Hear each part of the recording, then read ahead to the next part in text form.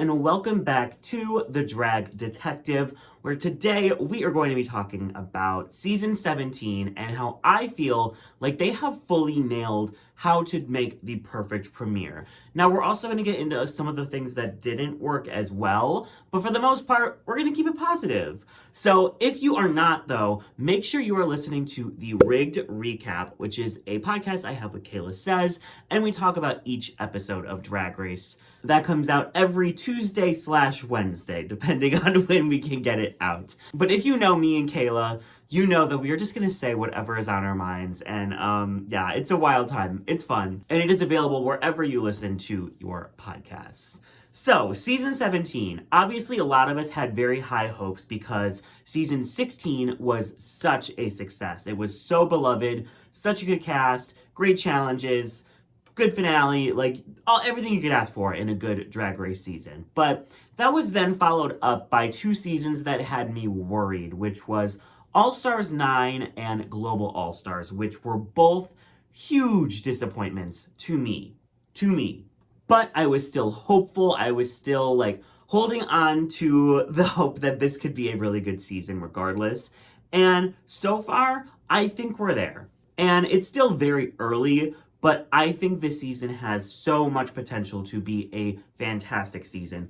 First of all, the cast. I love the cast. I feel like there's so many different types of drag. I feel like there's so many different personalities. Could it be more diverse? Absolutely. Let's get the kings on, let's get the things on, let's get the monsters on, let's really go there. But for how small-minded Drag Race casting is, I think this is a good cast with a lot of chemistry already in just the 2 episodes that we've seen so far. And then the promo was incredible. One of the greatest promos we've ever seen. I think I liked all but one look. Go listen to the Rigged Recap if you want to see who it was. It was incredible. The production value was there. I could see so many of the queen's visions and where their drag kind of leans into. I was obsessed. So going into the premiere, I already had very high hopes. Also, I knew of so many queens on this cast. We have Cleveland representation with Anya Nerve, a queen I have seen perform probably 15 to 20 times. Amazing performer. And that's been what's really exciting about this season is we haven't had a Cleveland girl on since season 1 with Akasha. And so to have someone on from your scene when it's usually not a scene that's represented on the show, I can't even tell you how fired up Cleveland is right now. The watch parties, the drag shows, people are going crazy and really just rallying around and supporting Anya, which is really nice to see. So yeah, I usually don't watch at the bar every week, but this is a season where I'm going to the bar every single week to just watch everyone support Anya. And I feel like that is the best part of the season so far for me is just getting to watch our community just support and come out and show up for Anya, because the bar, that premiere episode was so packed, and it was so packed again for the second episode. So yeah, that's been incredibly cool. 1000% I am team Anya Nerve. But getting into the actual episodes, the premiere, it starts off with something that I was thinking that they were hoping would be this meme moment, which is the Squirrel Games, which is obviously a take on Squid Games. And I thought this was such a fun way to start the episode, to start the season, because you're bringing back alumni, Morgan is there, Kylie is there, a bunch of random people are there, and they're just having this fun little throwback moment with Lil Pound Cake and people getting pied in the face, people getting pied in the ass. I thought this was so funny. It was so well shot. It was so well edited. Everything about this was perfect. And it was just a nice little hype moment for the season.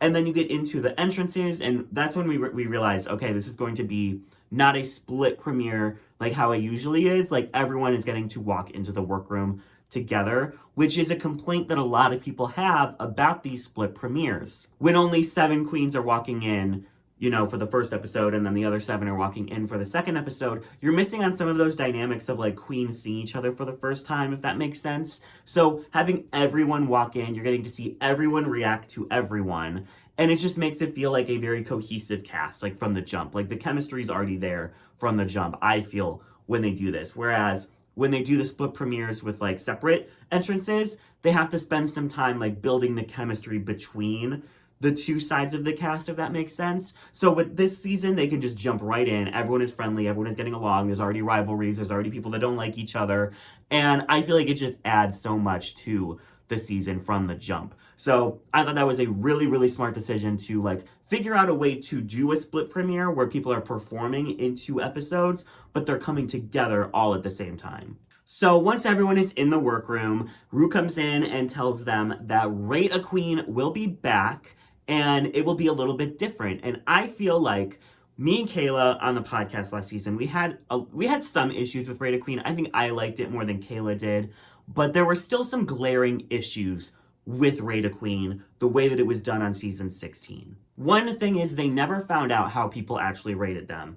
They found out the order that they fell into, but not how other people rated. Also, I feel like it made the split between the groups even bigger because the first episode was, the first 7 queens rating each other, and then the second episode was the next 7 queens rating each other there. But in this case, it's making them come together even more because everyone is participating in this episode in some form. Like, sure, only 7 of them are performing, but the other 7 are judging, and it's just making these 2 groups feel even more united. It doesn't matter that only half the group is competing when the other group is also involved, and it's creating more tension and more alliances. And I just feel like it was such a better way to make the cast feel united and give all those storylines like credence later, because let's be real, there were really no storylines that came out of RaQueen from season 16 except that, oh, we know Plain Jane is going to be the villain. But with this, now the fact that we know from the preview of episode 3 that they will see who ranked people where, we will see that probably Lana and Ariana are going to be exposed for having an alliance. Sam and Jules are probably going to be exposed for like looking out for each other, for being in the same drag house as Trinity the Tuck. People that did make shady decisions are going to get exposed, and I think this will lead to storylines that will have credence later throughout the season. Like, it's not just going to be, oh, okay, RaQueen, let's move on with our lives. I feel like this was the perfect way to do RaQueen, and seeing that they will get to know who ranked people where, it's like, would not change a thing. I think it was done perfectly. Also with RaQueen, part of my issue with it was we got to see the judges give their full critiques in front of the cast, and they were able to then influence the ratings for everyone else because, like, RuPaul's like, Burger Finger's the greatest thing I've ever seen in my life. There's potential that some of the queens were like, well, maybe I should rank it high because, if RuPaul liked it, then it's probably good, and I don't want to look like an asshole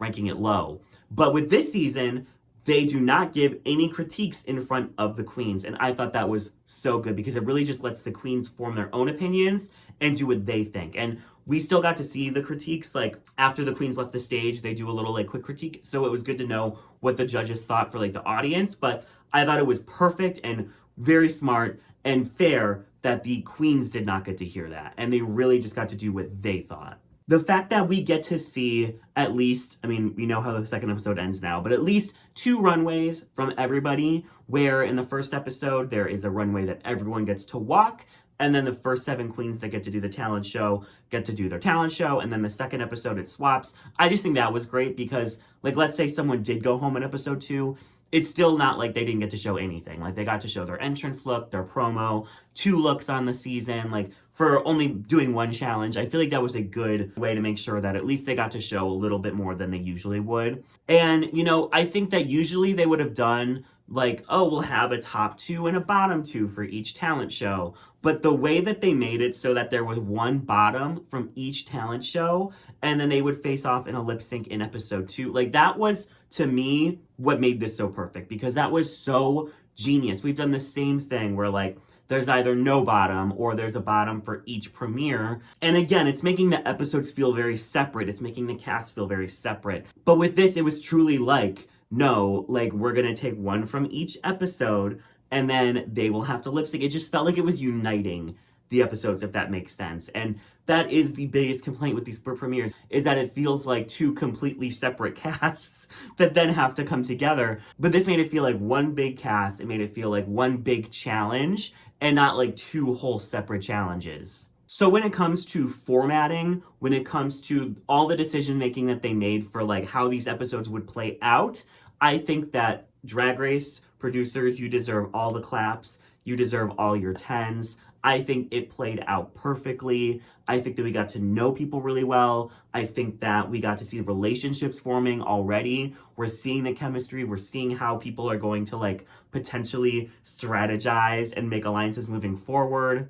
But we still didn't have like in season 15 where we had to watch 16 talent shows back to back to back. It was just too much. I think that 7 for a talent show is perfect, but we still got the benefit of having it be like a not split premiere. So I think this was truly the best of both worlds when it comes to getting a split premiere, but also getting everyone in the same room at the same time and getting to watch them bond. So claps and snaps to the producers for that.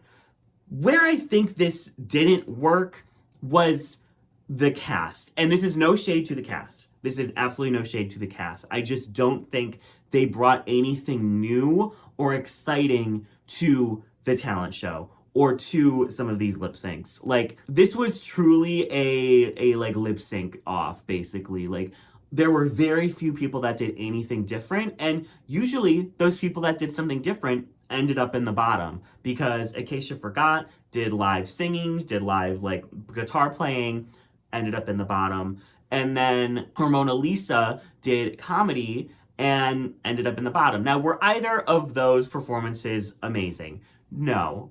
I would say that Acacia was close to the bottom, but wasn't the absolute worst of the week. Hormona, I would unfortunately say, was the worst of the week. But it's like, that just makes people doing the talent show in season 18 or season 19 not want to do anything that outside the box, because they know if they just do a lip sync number, they can perform, they can do fine, and they can be safe. And it really has been that if you take a risk in the talent show, you're probably going to be in the bottom. Like, there's all of these, like, you know, compilations out now about everyone who's chosen to do comedy has been in the bottom, except for Darion Lake. Darion Lake is the one, which there wasn't a bottom for that episode, so it's fine. But Darion Lake is the only person that has done a comedy number and not been in the bottom. Orion Story, Deja Sky, Trinity K. Bonet, like, and that's going to make future queens say, maybe I shouldn't do that because it didn't work out for anyone else. Which is just sad because, like, it is truly getting to the point where it is just lip sync number, lip sync number, lip sync number, lip sync number. And it's hard to compare when they're all just kind of mid. You know what I mean? Even Lydia B Collins, who did something a little bit different with this like puppetry that she was going for, got read for filth and like was probably near the bottom. And I think part of this is they are casting younger and they're casting for queens that are good performers. So of course, when they're doing a talent show, they're going to perform, and that's fine. But I think that if you casted kings, if you casted monsters, if you casted more outside of the box drag, you're going to get more outside of the box talent numbers. And we did a talent show on Drag Duel. We made the rule, lip syncing to a song is not a talent. You have to do something else. And we got people lighting themselves on fire. We got people dropping hot wax on themselves. We had people doing all kinds of crazy stuff.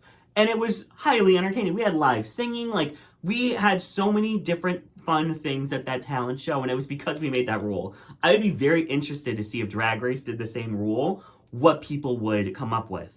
I also think, and they already could be doing this, I just don't know, but I think they should get a stipend for their talent show, because if you have more money, you could potentially do something more outside of the box instead of just, you know, lip syncing. I think the talent show worked perfectly for All Stars and was a great way to reintroduce the All Stars contestants to the audience and to the judges. But for a regular season, we've seen it now. You know, they've done it in season 14, 15, 16, and 17. And I don't think it was great in any of those seasons. There were great performances, yes. But as a whole, I just don't think it is worth bringing back. Like, I think there's other things you could do. Because, you know, if it doesn't work once, sure, like, it could be a fluke. If it doesn't work twice, we might be onto something. But 4 times and you still are trying it again, it's like, I think we should retire the talent show for regular seasons of Drag Race until further notice, until they tweak something about it, because it is just not giving. That Ariana Grande lip sync was also not giving. Like, if I just turn my camera slightly, I have my Ariana Grande shelf right next to my desk, and Yes and is a really fun song to lip sync to. Very high energy. This was just not great. It was not great. So while the premieres I feel like were set up perfectly, and I think that first episode was amazing. I feel like I was super into this.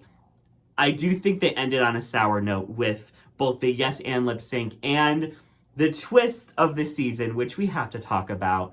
The Badonkadunk twist. I don't know what the Badonkadunk, whatever they're calling it.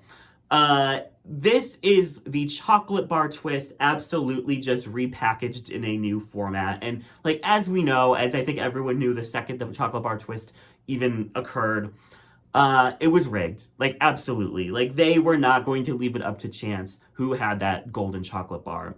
And they're not going to leave it up to chance here who's pulling the lever. Like, I don't see any wires hooked up from the lever to the dunk tank. Like, there's not some, like, insane contraption going on where, like, well, if they pulled 7, like, that's just the one that was hooked up.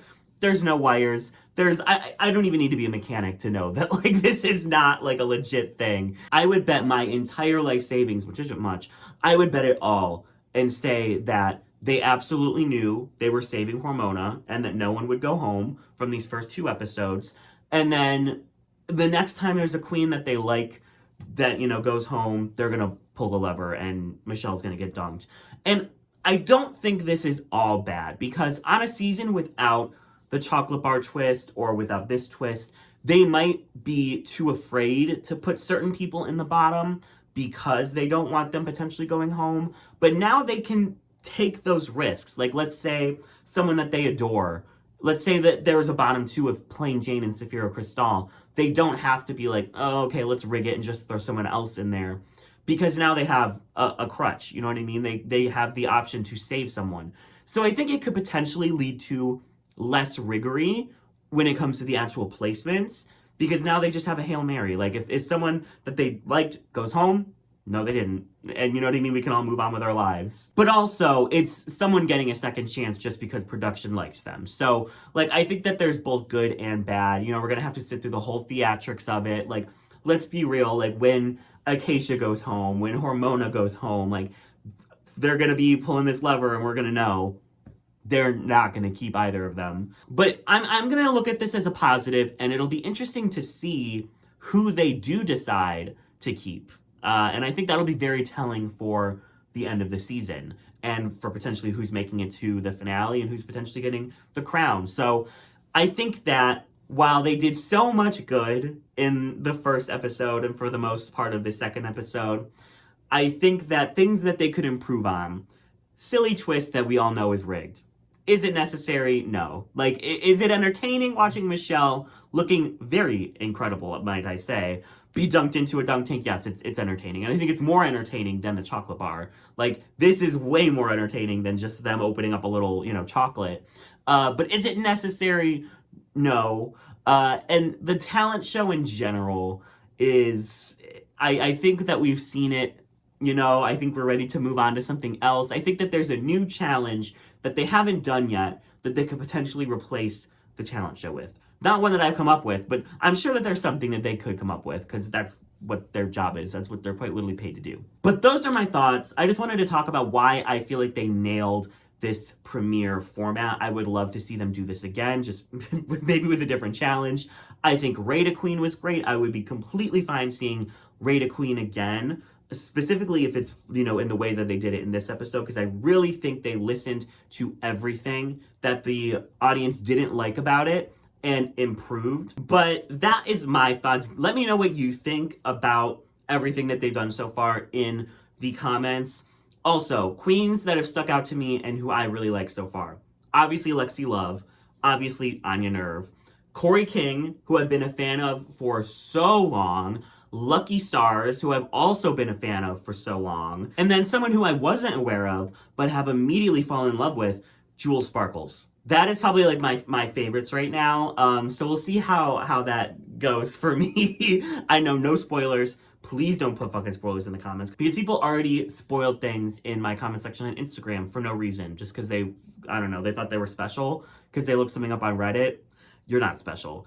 no spoilers. I'm trying to be so unspoiled, and it's already going downhill. So, oh my god. My thing is, if I ever see a spoiler, I just pretend it's fake because there are fake ones. So that is what I'm hoping for because I hate the person that already spoiled something for me.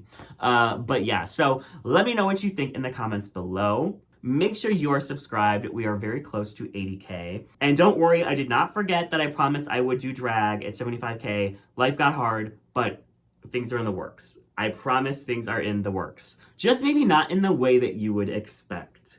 And that's all I'll say about that. I hope you are enjoying this season. Be nice to the queens on social media. Also, make sure you are following me on Instagram because I am doing a series on there with the season.